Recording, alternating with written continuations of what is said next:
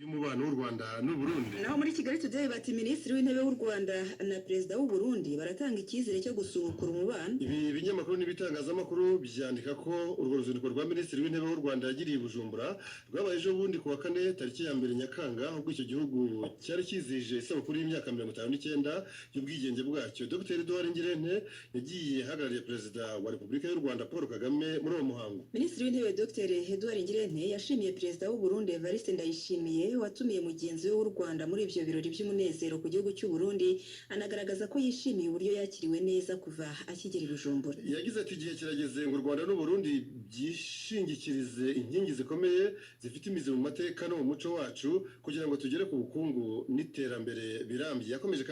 Yakomeje agira ati ndagira ngo nshimangire kandi ubushake bw'u Rwanda bwo gukorana namwe mu kongerera imbaraga ubufatanye bufite intego. Ndahamya ko twese twiteguye gufatanya mu kuzahura no guteza imbere umubano w'ubucuti n'ubuhahirane biri mu nyungu z'abaturage bacu. Perezida w'u Burundi Evariste Ndayishimiye nawe yashimangiye ko tariki ya 2 Nyakanga 2021 yabaye ikimenyetso ndakuka cy'uburyo ibihugu byombi byiteguye kongera kuzahura umubano wabyo.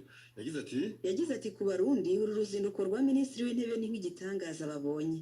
Tuboneyeho umwanya wo kugusaba Dr. Edouard Ngirente Minisitiri w'Intebe w'u Rwanda udushimirire Perezida w'u Rwanda Paul Kagame kuba yabohereje muri ibi birori. Perezida Ndayishimiye yanashimangiye ko igihe kigeze mu Burundi n'u Rwanda bihindura ipaji y'umubano wabyo.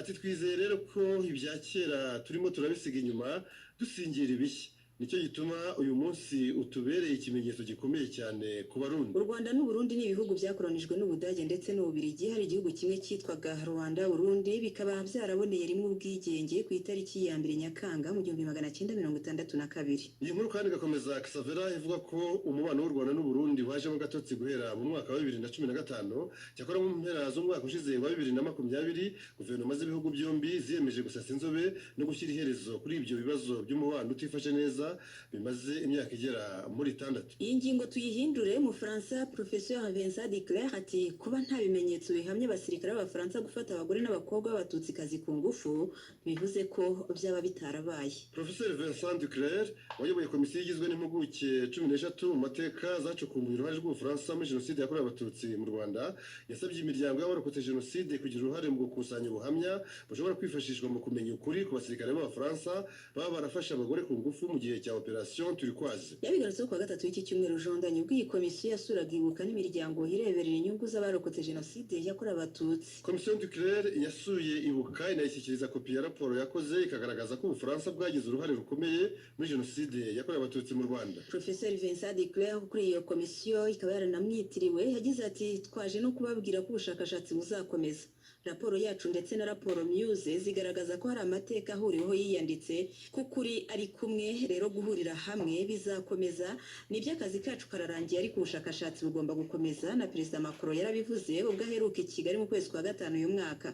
Ukuri kuzakomeza gukorwaho ubushakashatsi n'ubwo imirimo yacu irangiye kuko twagaragaje ibigomba gukorwa dushyiraho urufatiro rukomeye twifashishije ububiko bwacu. Iyi raporo ni kimwe mu by'ukuri gushingiyeho. Professeur Vincent Duclerc yakomeje avuga ko wifuza gukorana na ibuka n'indi miryango kugira ngo ubuhamya kuri jenoside yakorewe Abatutsi bwose bushobore gushyirwa hamwe kuko mu mateka buba ari ingenzi. Uko gukusanywa kwabwo ngo byafasha mu gihe hari abandi bashaka gukora ubushakashatsi cyangwa bugakoreshwa mu burezi bw'abakiri batoya, mu mahugurwa y'abakozi n'abanyepolitike cyangwa se nanone mu butabera nko ku byaha abasirikare b'Abafaransa bakekwaho mu gihe cya Operation Turquoise, nubwo muri iyi raporo ngo nta bimenyetso byagaragaye. Ati twabonye ko hari ugufata abagore ku ngufu byategetswe n'abasirikare b'Abafaransa muri Operation Norwa, ariko kuri Operation Turquoise nta gihamya twabonye.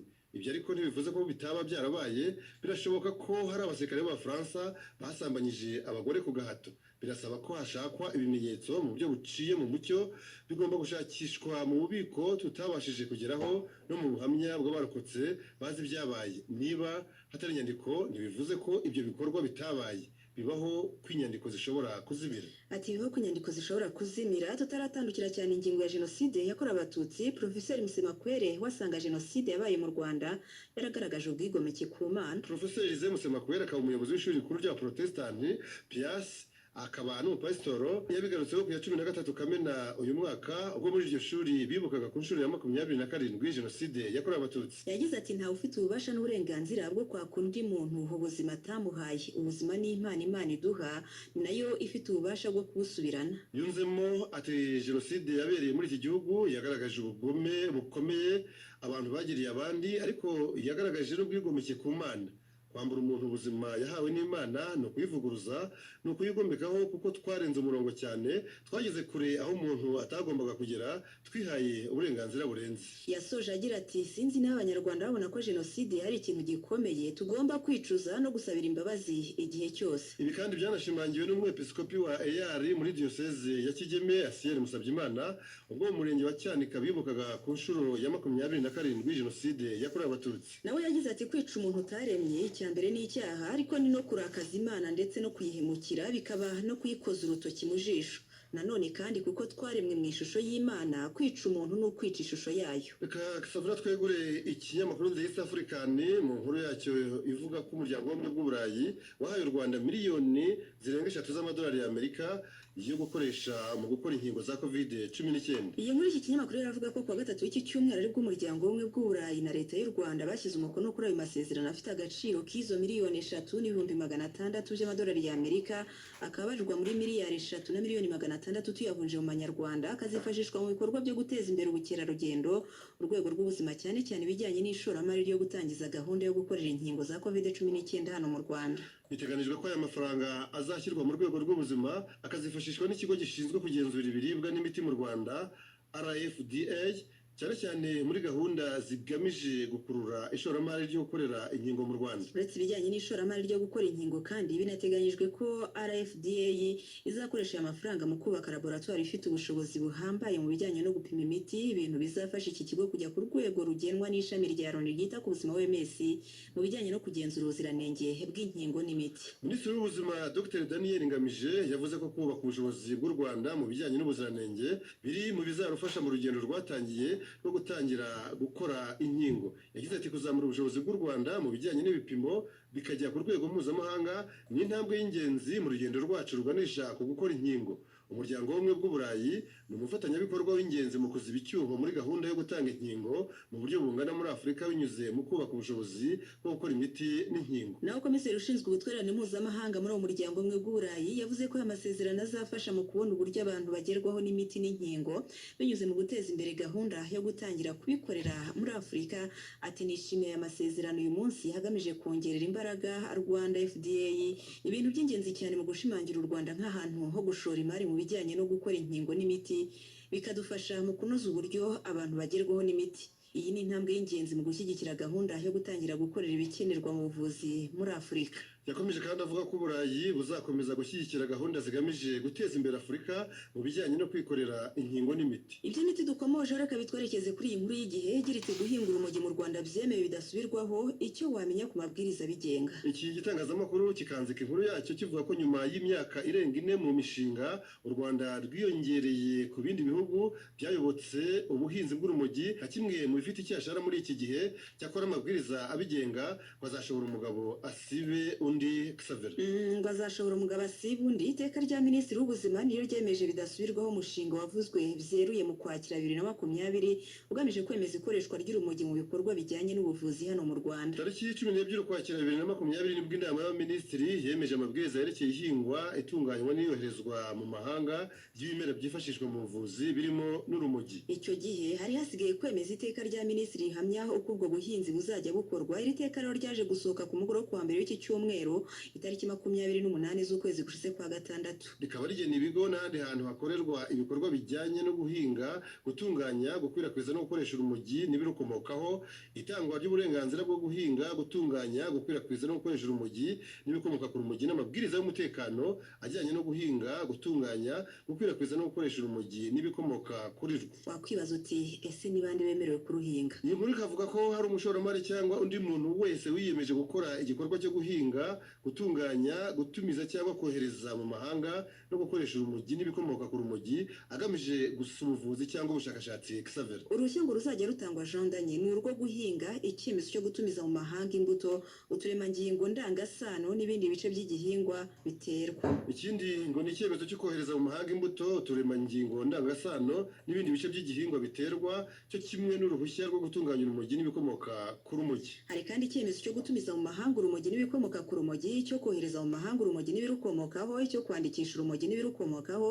byatunganyijwe, cyo kimwe n'uruhushya rw'ubushakashatsi. Ku muntu wemerewe uruhushya rwo guhinga urumogi ngo azaba yemerewe gukora uturemangingo ndangasano, gushyiraho pepiniyeri, guhinga no kurusarura. Iri teka rikavuga ko wahawe uruhushya rwo gutunganya urumogi n'ibirukomokaho yandikisha buri bwoko bw'urumogi n'ibirukomokaho byatunganyijwe neza mu rwego rubifitiye ububasha, akabiherwa icyemezo. Ahazahinga urumogi hazashyirwa uburinzi. Xavier, hazashyirwa uburinzi. Jean Danye, iri teka rigena ko umuntu uzajya wemererwa guhinga urumogi azashyira uruzitiro rw'ibice bibiri aho ruhinze, kandi hakabaho irondo rihoraho. umutekano ukazajya ucungwa na sosiyete yemewe itanga serivisi z'umutekano zitangwa n'abikorera, icunga umutekano wo hanze amasaha yose agize umunsi kandi mu minsi yose igize icyumweru, ni ukuvuga mu minsi 7 kuri 7. Ikindi kandi ngo hagomba kuba hari kamera zicunga umutekano n'iminara ifasha muri icyo gikorwa. Hagomba kuba hari kandi ibimenyetso bimyasa, itumanaho rigenzurwa n'ibindi bikorwa bituma haba ahantu hacunzwe cyane. Iyi nkuru yo mu gitangazamakuru Igihe igakomeza ivuga ko abazarenga ku mabwiriza batazihanganirwa ko bazahanwa. Mu bihano biteganyijwe ku bantu barenga ku mabwiriza yashyizweho mu ihinga n'ihingwa ry'urumogi harimo kuba uruhushya uwaruhawe ngo ashobora kurwamburwa by'agateganyo cyangwa se rugahagarikwa. Harimo kandi gucibwa ihazabu ku muntu wakoresheje uruhushya yahawe mu buryo bunyuranije n'amategeko. Iyo hazabu ishobora guhera kuri miliyoni 1 y'amafaranga y'u Rwanda ikagera kuri miliyoni 50 z'ayo mafaranga y'u Rwanda. Uruhushya kandi ruzajya rutangwa ngo ruzaba rufite agaciro mu gihe cy'imyaka 5, hanyuma rwongere ruvugururwe. Ibihugu bigera muri 45 byo hirya no hino ku isi biri mu buhinzi n'ubucuruzi bw'urumogi.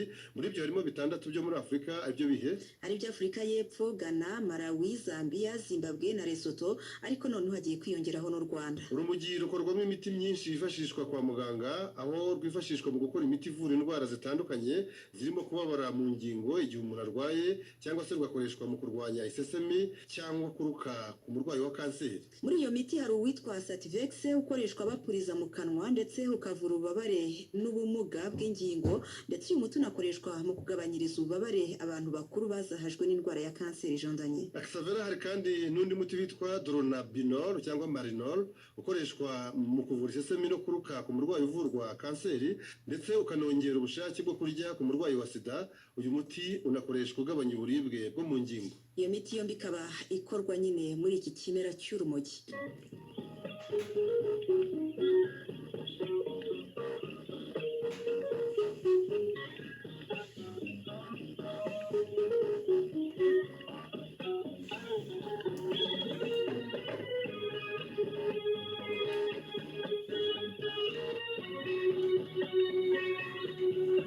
Xavier, dukomereze hanze y'u Rwanda ku byanditswe mu binyamakuru n'ibitangazamakuru bitandukanye.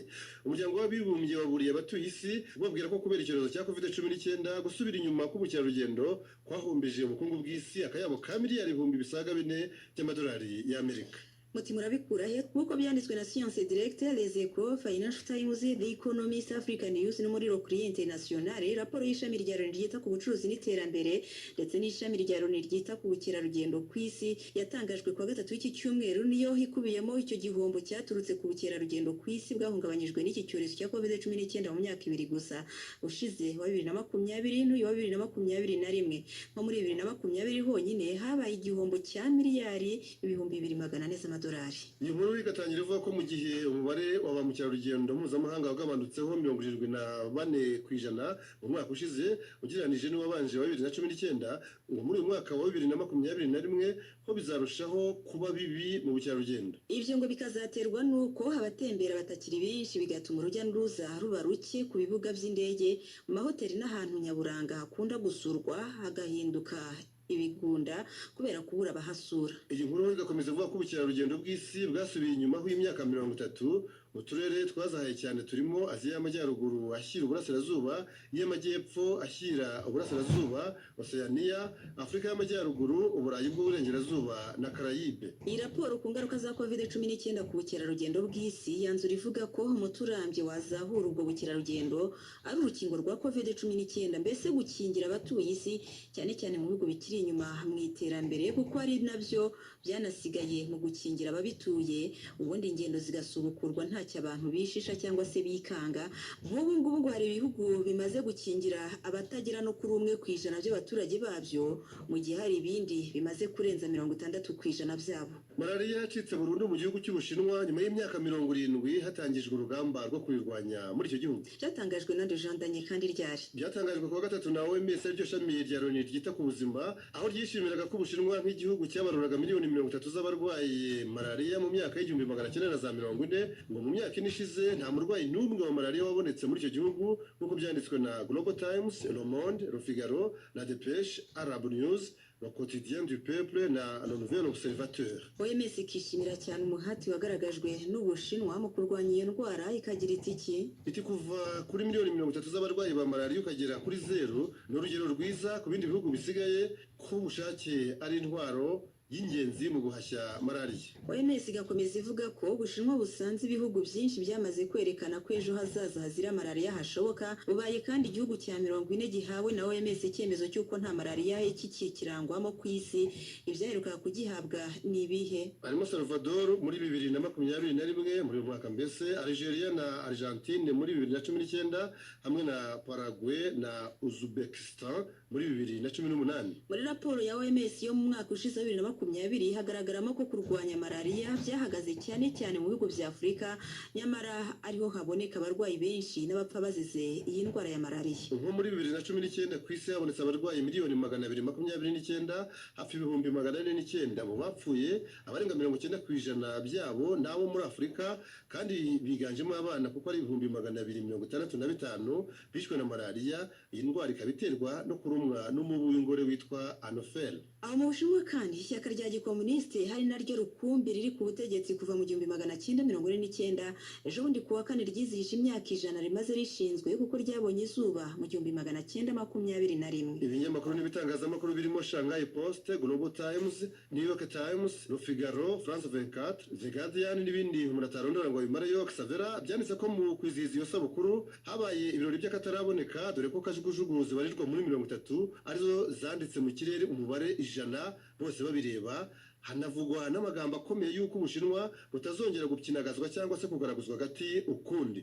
Byabaye burya ibukijwe ko ishyaka rya gikomuniste ubwo ryashingwaga mu 1921 ryari rigamije gukora impinduramatwara cyangwa se revolution no gufata ubutegetsi, kandi niko byaje kugenda, kuko impinduramatwara ryaharaniye ryayisoje mu 1949 nyuma y'urugendo rurerure rwa Mao Tse-tung bitaga Chairman Mao, ari nabwo ryafataga ubutegetsi kugeza n'ubu. Imyaka isaga 70 irashize, uwo Mao yategetsemo 27 kugeza apfuye mu 1976. Umunyamabanga mukuru waryo Xi Jinping ari nawe perezida w'Ubushinwa kuva muri 2013, Xavera, yishimiye ko iby'igihugu kimaze kugeraho mu nzego zitandukanye ari intambwe idateze gusubira inyuma, kandi ko ntawe uzabatambamira mu rugendo batangiye rwo kuba uwa mbere mu bihangange ku isi, abandi bagakurikira.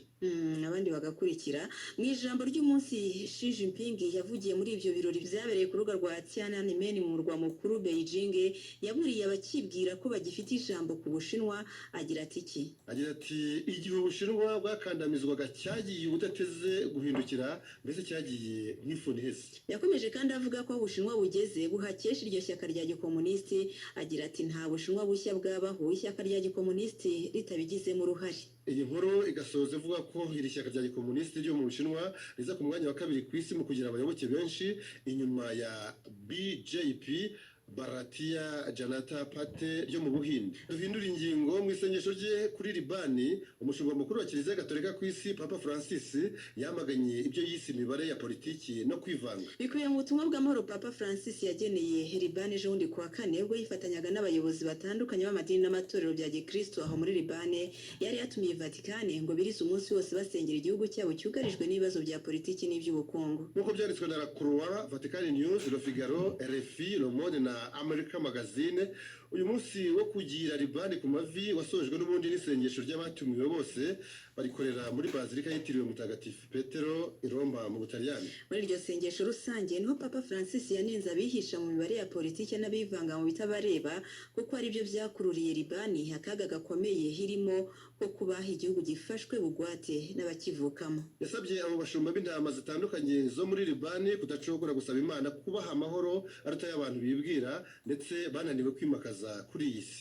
Yanabasabye kandi kudaha icyuho abanyamahanga bashaka kwitwaza Libani n'uburasirazuba bwo hagati ngo bigerere ku nyungu zabo atikijondanye. Ati igihe kirageze ngo abanyalibani baba ari bo bafata iya mbere mu gutegura hazaza habo heza kuri iyi si ntawe bavangiye. Papa Francis yasoje asaba ko ubunyamaswa n'ubugome bihagarara, kutavuga rumwe no guhimana bigacika, maze Libani kongera gutangira kumurika urumuri rw'amahoro mu karere irimo no ku isi yose. Mu kwanzura inkuru yabyo ibi binyamakuru n'ibitangazamakuru bikibutsa ko Papa Francis ashyize umutima kuri Libani nk'igihugu cyo mu burasirazuba bwo hagati kiza imbere mu kugira abakristo benshi. Muri Malawi twahinduye ingingo, abadeputekazi batunguye rubanda bambara kinyeshuri mbese nk'abakobwa bakiri ku ntebe y'ishuri. Akisavera inkuru yo muri News 24 no muri Africa News igatangira ivuga ko abaroshyemo impuzankano y'ishuri ari abagore 43 ari nabo bari mu nteko ishinga amategeko ya Malawi igizwe n'intumwa za rubanda 193. Ngo nubwo aho mu nteko basanga mu mategeko akaze y'imyambarire, ngo kuri uwo wa kabiri w'iki cyumweru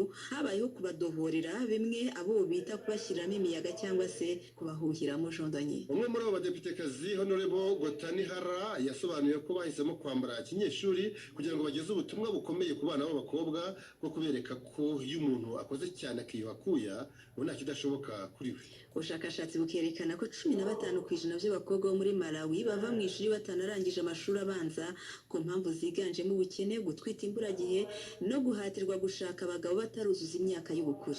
Hari abashimye ibyakozwe n'abo badeputekazi ariko hari n'abandi babigaye bavuga ko hakenewe gukorwa ibirenze ibyo kugira ngo bafashe abana b'abakobwa kuguma ku ntebe y'ishuri. Jacob Zuma wabaye perezida wa Afurika y'Epfo akaba yarazwi nka mudakorwaho yakatiwe n'urukiko rurinda itegeko nshinga gufungwa amezi 15 kubera gusuzugura ubutabera ubwo yafatirwaga uyu mwanzuro kwa kabiri iki cyumweru. Yahawe iminsi 5 igeze ejo ku cyumweru yo kuba yamaze kwigemurira abamufunga, bitaba ivyo hakiyambazwa abashinzwe umutekano. Ibinyamakuru n'ibitangazamakuru nka Jeune Afrique, Mail and the Guardian, News 24, Sowetan, The South African, France 24, Africa News n'ibindi bitandukanye byanditse ko uyu musaza Zuma w'imyaka 79 y'amavuko wafatwaga nyine nka mudakorwaho untouchable yahaniwe icyaha cyo gusuzugura icyemezo cy'urukiko cyamutegekaga kwitaba komisiyo yashyiriweho kumukoraho iperereza ku byaha bya ruswa no kugurisha igihugu ku muryango w'abaherwe b'abagupta bakomoka mu Buhinde. Ibi byaha bikaba ngo byaba byarakozwe mu gihe cy'ubutegetsi bwe kuva muri 2009 kugeza hatiwe kwegura muri 2018. Zuma yitabye inshuro imwe iyo komisiyo yitiriwe umucamanza uyobora witwa Remo Zondo, bituma Zondo asaba urukiko rurinda iremezo ry'itegeko nshinga gushyiraho akarwo rukamutegeka kwitaba komisiyo Zondo. Jacob Zuma yakunze kumvikana arahira akirenga ko atazasubira imbere y'iyo komisiyo kuko ngo yabonaga nta cyiza imushakira. Mu gihe Bwana Zuma asabwa kutarenza ejo atarishyira mu maboko ya polisi, umuhungu we Edward Zuma yatangaje ko nta gahunda ise afite yo kwigemura kandi ngo nihagira umupolisi ubwirahira kwegera urugo rwabo bazamurasa mu cyico. Ngo azamurasa biciyo byagaciye. Uretse ibyo bikangisho bya Edward Zuma, abunganizi mu mategeko nabo bamaze gutanga ubujure kuri icyo gihano cyo gufunga umwaka n'amezi 3. Uretse kandi urwo rubanza rwa ruswa no kugurisha igihugu, Zuma anategerejwe mu rundi rubanza ashinjwamo gutamira kuri bitugu kwaha yaba yarahawe na sosiyete Thales yo mu Bufaransa icuruza intwaro. Guverinoma ya Zambia yasezeye ku murambo wa nyakwigendera Kenneth Kaunda. Umuhango wabaye ejo kuwa gatanu i Lusaka mu rwa mukuru, ni nyuma yo kuzengurutswa mu turere dutandukanye tw'icyo gihugu mu rwego rwo gufasha abaturage gusezera ku ntwari yabo yatabarutse mu kwezi gushize ku myaka 97 y'amavuko. Byavuzwe ko Kaunda yazize umusonga. Nkuko byanditswe na Lusaka Times, The Herald, News 24, Africa News, The Africa Report, The Sun na Mail and Guardian, Kenneth Kaunda nkuko bakunda kumwita yasezeho haraswa imizinga 21 ni mu muhango wanitabiriwe n'abayobozi batandukanye bo ku mugabane wa Afurika. Tariki ya 17 Kamena uyu mwaka nibwo umukambwe Kaunda yatabarutse aguye mu bitaro bya gisirikare by'i Lusaka mu cyumweru gitaha, nibwo azashyingurwa hari gusa mu muryango we n'abashyitsi bazaba batumiwe. Keke nk'uko bakundaga kumwita ntazibukirwa gusa kuko baragejeje Zambia ku bwigenge akanayibera perezida wayo wa mbere kuva mu 1964 kugeza muri 1991, ahubwo ngo azakomeza kwibukirwa ku musanzu we ntagereranywa yatanze mu kubohora Afurika ahereye ku bihugu byo mu majyepfo ya Afurika ari naho Zambia iherereye. Bamwirahira cyane Jean Daniel Mishyaka ANC rya nyakwigendera Nelson Madiba Mandela riri ku butegetsi muri Afurika y'Epfo kuva mu 1994. Umunyafilipine Manny Pacquiao umenyerewe mu mukino wo guterana amakofe yatangiye kwiyumvamo akayihayiho ko kuzicara mu ntebe isumba izindi mu gihugu cye cya Philippines. Iyi ni muri France 24 itangira ivuga ko nyuma y'imyaka 2 nta kofi rivuze ubuhuha rya Pacquiao ryumvikanye, ubu hategura umukino ushobora kuba ari wo wa nyuma kuri we kuko azahita yinjira mu rugamba rwo guhatanira kujya muri presidency mu mwaka utaha. Presidency ya Philippines, uyu mukino we wa nyuma wo guhanahana ingumi rero uteganijwe kubera Las Vegas muri Leta Zunze Ubumwe za Amerika tariki ya 21 mu kwezi gutaha kwa Kanama, azasezerera ku munyamerika Errol Spence. Manny Pacquiao w'imyaka 42 y'amavuko asanzwe ari na senateri watowe mu avukamo wa General Santos, ngo nyuma y'umukino we afata nk'uwa nyuma nibwo azatangaza ikizakurikiraho. Mu iteramakofe Pacquiao yatsinze inshuro 62 atsindwa 7 yanganya 2. Ese no mu rugamba rwo guhatanira kuba perezida wa Philippines naho azagiramo ibihe byiza Xavera? Nuko bitega amaso nta kindi jandanye kuko burya nyir'ubwite nawe ntabwo yari yagira icyo abitangazaho. Ntacyo arabitangazaho, ni gutegereza nyuma y'umukino uzamuhuza n'uriya munyamerika Errol Spence mu kwezi gutaha kwa 8.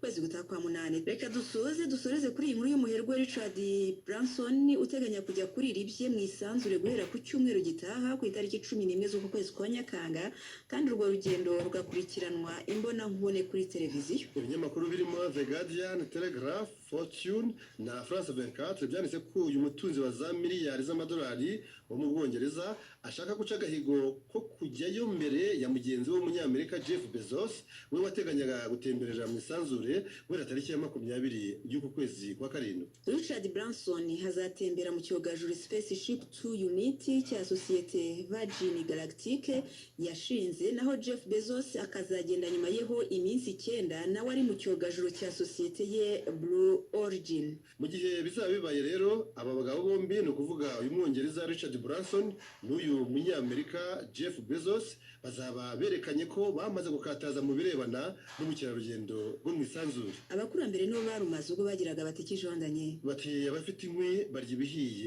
barongeye bagira bati abagashize barakimara nkagashamura nyine wa undi mujya mwumva. Reka natwe twanzure dutyo, tunabashimira cyane kuba twakibanye mu kino kiganiro. Ngewe nari Nyirarukundo Xavera, bari kumwe nanjye Jean Daniel Sindayigaya. Tuzasubira kwa gatandatu utaha gato, ariko nimutezwe ku ngamba zo kwirinda COVID-19. Bye bye.